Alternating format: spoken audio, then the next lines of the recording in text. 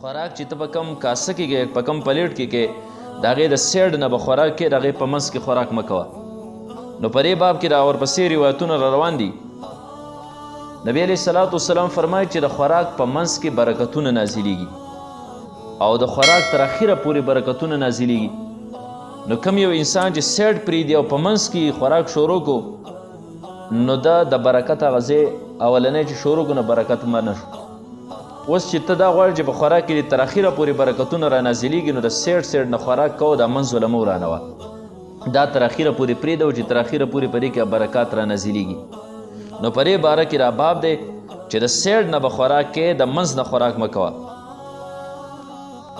وعن ابن عباس رضی الله عنهما عن النبي صلی الله علیه وسلم قال، د حضرت عبدالله ابن عباس رضی الله تعالی عنهما نه روایت دی، د نبی علیہ الصلوۃ والسلام نه را نقل کوي، قال رسول الله مبارک فرمایل البرکة تنزل وسط الطعام، چې برکت نازلیږي د خوراک په منځ کې. فکلوا من حافتیه، تاسو د دې د دواړو سیډونو نه خورئ. په منځ کې خوراک مه کوه، د دې د سیډونو نه خوراک کوئ، د دې لوښي. ولا تاکلوا من وسطه، او تاسو د دې د منځ نه خوراک مه کوئ، ځکه که تا د منځ نه خوراک شروع کو نو د دې هغه برکت تا ختم کړ. اوس سیډونو کې تا بې برکته خوراک پرېښودو، او کله چې ته د سیډ نه خوراک کوې نو هغه برکت تر اخره پورې د دې لوښي په دې منځ باندې چې نو داسې راورېږي نو تمام خوراک سي دا بیا برکتي.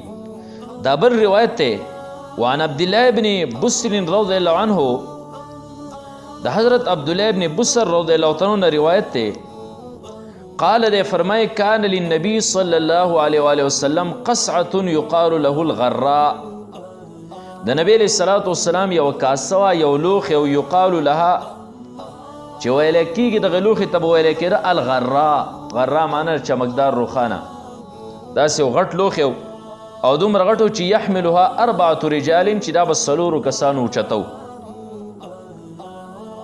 فلما ضحوا، کله چې به د چاش وخت شو، وسجدوا الضحی، او صحابو به د چاش منځ وکړو، نو اتیه بتلک القصعة، نو هغه کاسه او هغه لوښی به راوړی شو د چاش د مونځ نه پس. یعنې وقد سرد فیها، او په هغې کې به سرید جوړ شي، او سرید دې ته ورشي په شوروا کې ډوډۍ څه کې چوري کې او ورماتېږي پکې. فالتفوا علیها، نو خلک به راجمع شول په هغه لوښي باندې. او فلما کثروا، کله چې به را خلک سیوا شول، نو جثا رسول الله صلی الله علیه وسلم، نبی علیه الصلاة والسلام په زنګونانو کېناست، داسې په دې طریقې سره داسې به کېنه، داسې چاپېره ګڼه به وه نو داسې به شو، داسې چې چاپېره خلکو داسې ځای وشي. رسول الله مبارک به په ناسته را، دا نبی علیه الصلاة والسلام چې ناسته یې دا څنګه ناسته را.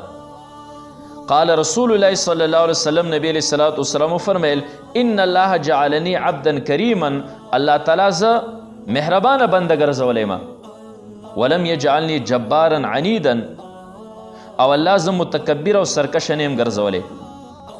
د دې نه پس رسول الله مبارک فرمیل هغه هم د باب خبره ده چې د لوښي د سیډ نه به خوراک کې، د لوښي په منځ کې خوراک مه کوه.